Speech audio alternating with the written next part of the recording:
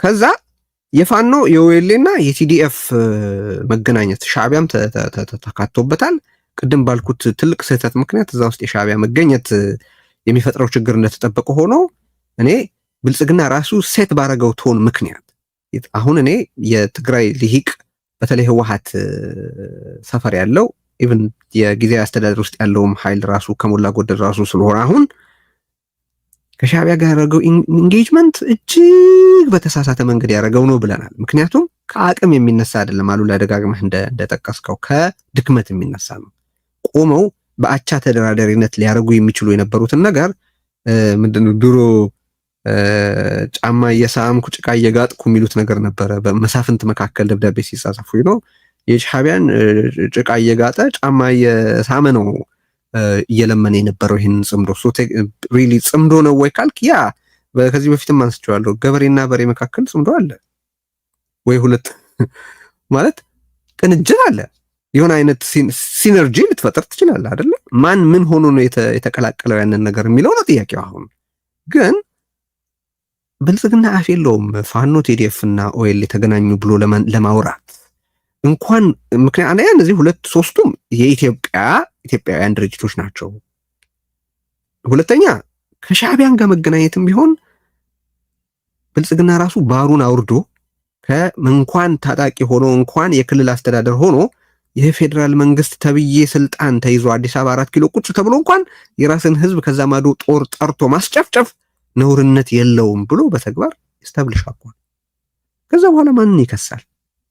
አሁን ይህን ሁሉ ካነሳም በኋላ ግን ወደ ቀድሟ ጥያቄ ስመለስ አሉላ ትግራይ ውስጥ ያለ ኃይል በአሁኑ ወቅት ልክ ቅድም የጠቀስካት ነገር አለች፣ የተለያዩ ስምምነት የሌላቸውን ኃይሎች ይሰበስባል ሻዕቢያ ብለሃል። ኦኬ አብይም ተመሳሳይ ነገር እያደረገ ነው። ለምሳሌ ስምረትንም ይሰበስባል፣ አወል አርባንም ይሰበስባል፣ ስምረትንም ይሰበስባል፣ አሸተ ደምለውንም ይሰበስባል። ይሄ ቲፒካል ሻዕቢያዊ የሆነ መለስ የእሳትና ውሃ ፖለቲካ ይለው የነበረ ነገር አይደለም ወይ? 4 ኪሎ ምን ይቀራታል ለትግራይ? ኢንፋክት አሁን ሁሉ የምንመለከተው ነገር ሁሉ በዝግታ መሞት ነው ወይ የትግራይ ምርጫ የሚሉ ጥያቄዎች ስለሚነሱ እሱ ላይ ክላሪፋይ እንድታረግ ፈልጌ። ምናልባት እዚህ ላይ ቴዲ አሸተ ደምለውና አወል አርባ ብልጽግና ናቸው። በነገራችን ላይ የተለያዩ ኃይሎች ከስምረት አኳያ ነው የምልህ እኔ አሁን ከትግራይና አፋር ክላስ ይዛቸው እኔ በየቦታው ብልጽግና በትግራይ መሬትም ይሁን ከዛ ውጭ በአካባቢ የሚነሳበትን እንትን ካውንተር ለማድረግ የሚፈለፍላቸው ብልጽግናም እንዳለበት ማሰብ አለብን። ለምሳሌ ምዕራብ ትግራይ ያዘው ብልጽግና ነው። የአሸተ ደምለው የብልጽግና ማዕከላዊ ኮሚቴ አባል እና አብይ ቢፈልግ አሸተ ደምለውን ከምዕራብ ትግራይ አይደለም ከናካቴው ከብልጽግናም ሊያባረረው ይችላል ልፈልግ ነው። እና አንድ እሱን ያዝ።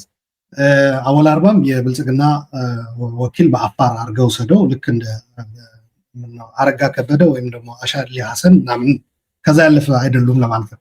ሌላ ግን በጣም ወሳኝ ነጥብ እዚህ ላይ ሻዕቢያን የምንገመገምበትና የምናይበት መነጽር ከብልጽግና አንጻር ከሆነ የትግራይም የሌላ ኢትዮጵያ አጠቃላይም ጉዳይ ከዛ አንጻር የምናይበት ከሆነ ልክ ነህ።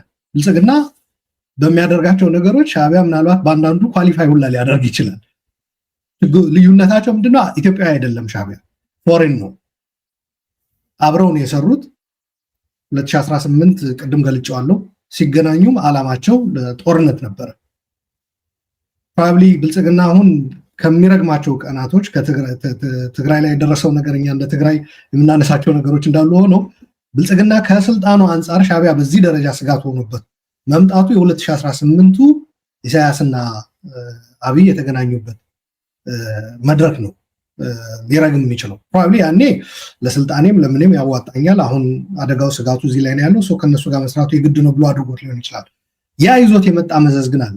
ትግራይ ላይ ያደረሰው ጭፍጨፋ ጀነሳይድ እንዳለ ሆኖ ለብልጽግና ይዞት የመጣ ጣጣ ደግሞ አለ፣ የማይወጣው ጣጣ ማለት ነው። አንድ ሻዕቢያ ትግራይንም ጨምሮ አሁን የሚያይበት እንትን እንደ ፕሮክሲ ነው የሚያያቸው እንጂ እንደሆነ ለኢትዮጵያ አንድ ላይ ተሰባስበው ብልጽግናን ተክተው እነሱ በሚያስቡት ባጭሩ አይደለም ልፈልጌ ነው። እነሱ አሁን ብልጽግና ኢትዮጵያን እኔንም ጨምሮ ብልጽግና እየገደለን ነው፣ ስለዚህ በየተራ ከሚገድለን ለምንድነው አንድ ላይ ሰብሰብ ብለን ተጣምረንም እናንታገልም ነው።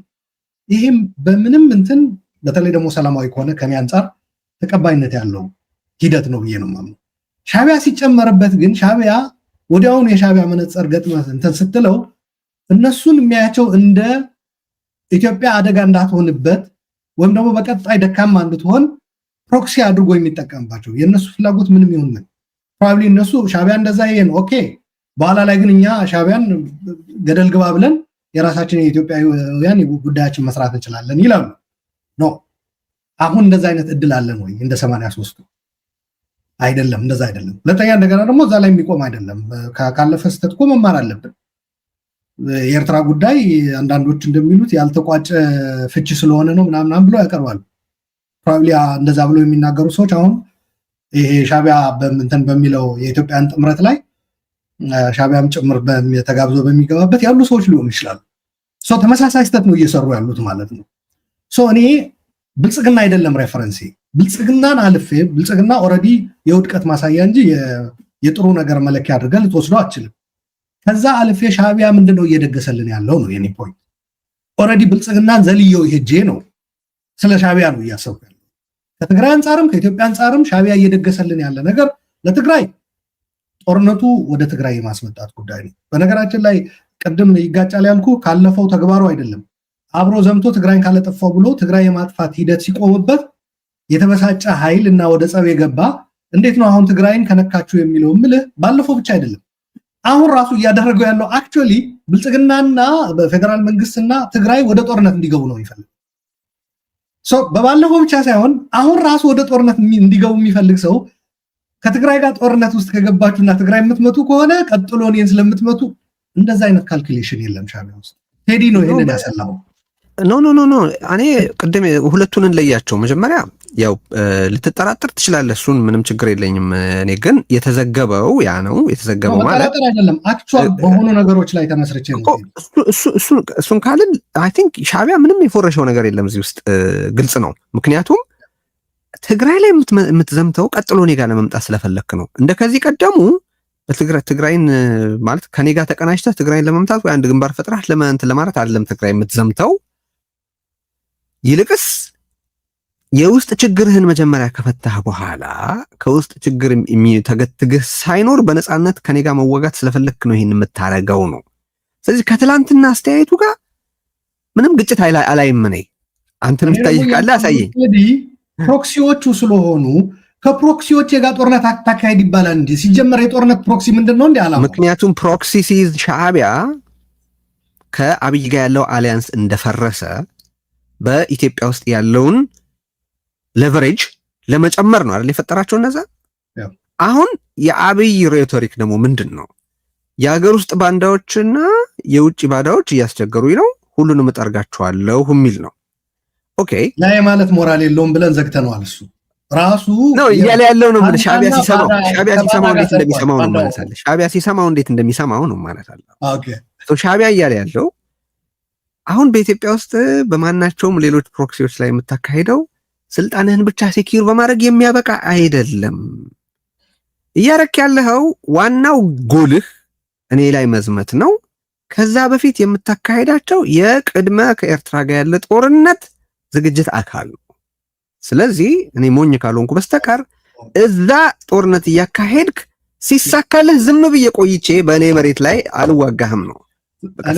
እዚህ ላይ ደግሞ ጦርነት ባካሄደ ቁጥር ከነዚህ ኃይሎች ጋር ትግራይን ጨምሮ ወደ ኤርትራ የመምጣት አቅሙ እየተዳከመልኝ ነው የሚለው ፍልስፍና የት ከተነው ነው እያልኩ ያለው።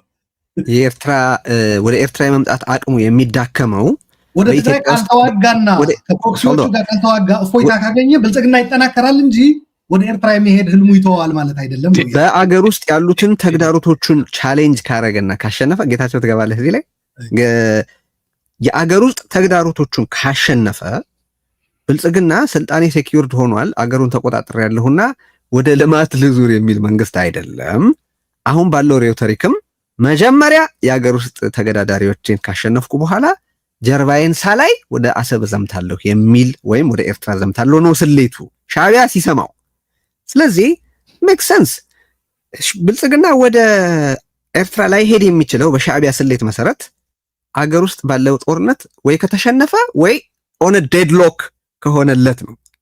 እንደዛ ለማድረግ ደግሞ ኢኮኖሚስት ባስቀመጠው ሱዳን ላይ ለምንድን ነው የተሰባሰቡት?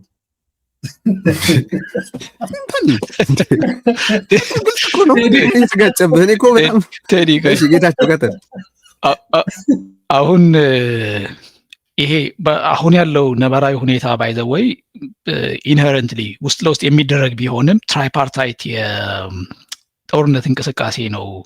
እሱን አይ ቲንክ በደንብ ማፍታታት የሚያስፈልግ ይመስለኛል። ይሄ እያልኩ ያለሁት ለምንድን ነው የትግራይ ኃይሎች በግልጽም ባይሆን ከኢትዮጵያ መንግስት ጋር መሰለፍ እንደማይፈልጉ ኦፍኮርስ በተለይ የህወሓት ኃይሎችን ነው እያልኩ ያለሁት። በግልጽም ባይሆን አንዳንድ ጊዜ በግልጽ ጀነራሎቹ እንደዛ ይላሉ። የትግራይን ሰላም ማስጠበቅና ነገር ይሉና ለጠቅ አድርገው ከኤርትራም ህዝብም አብረን መስራት እንችላለን ምናምን ይላሉ። አሁን የኢኮኖሚስት ሪፖርት እንዳለ ሀቅ ወስደን እንደገና ደግሞ ያ ትግራይን እንዳትነካ ሪፖርቱም እንደ ሀቅ ሁለቱንም ወስደን ካየነው የኤርትራ መንግስት ወይም የሻዕቢያ አገዛዝ ቴዲ እንዳልከው ለስልጣኑና ለህልውናው የሰርቫይቫል ኢንስቲንክቱ ልክ እንደ ድመት ነው። ባይ ዘ ወይ በጣም ነገሮችን በቀላሉ መቀየር ይችላል ከጊዜ ወደ ጊዜ ማለት ነው። ያንን ጨዋታ ውስጥ ለምሳሌ ህወሓት ብታስገባቸው ሪጅድ ናቸው፣ አሮጋንት ናቸው። እንደዛ አይነት የመቃየር የመለዋወጥ የፍሌክሲቢሊቲ ጂኦፖለቲካዊ እንቅስቃሴውን አንብበው ለምሳሌ የኢትዮጵያ መንግስት ጋረንቲ ቢሰጥ በቃ በፕሪቶሪያ ውል አግሪመንት መሰረት የምዕራባዊ ትግራይ ችግሮችም ኦፍኮርስ ሪስቶሬሽን ኦፍ ኮንስቲቱሽናል ኦርደር ነው የሚለው፣ እሱም እናስተካክላለን፣ ሌሎች ነገሮችም እናስተካክላለን እና አብራችሁን ከሰራችሁ የኤርትራ መንግስትን አብረን ጦርነት መውጋት አለብን የሚል ነገር ቢያቀርብላቸው እሺ አይሉ።